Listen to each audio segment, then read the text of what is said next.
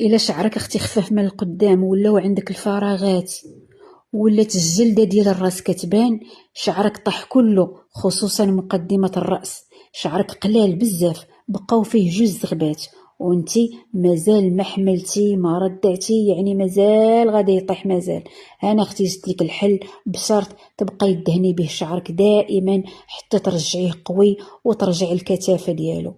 جيبي اختي نواه التمر، جمعي القياس اللي قديتي عليه، حمريها مزيان حتى تحرق وطحنيها هي واحد المعلقه صغيره ديال القرنفل، طحنيهم مزيان يوليو بودر. وجيبي واحد القرعه ديال الزاج، ديري فيها هاد المسحوق ديال نواه التمر والقرنفل، زيدي عليهم الزيت اللي كتستعملي واللي كديري لشعرك.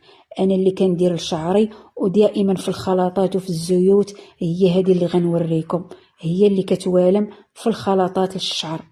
خلطي مزيان مزيان وسدي عليها وديريها في واحد المكان مظلم، كل يومين جبديها حركيها ورجعيها. ملي غادي يفوت اسبوع جبديها وبداي دهني بها الفراغات اللي عندك في الشعر مع واحد المساج خفيف جوج مرات في الاسبوع.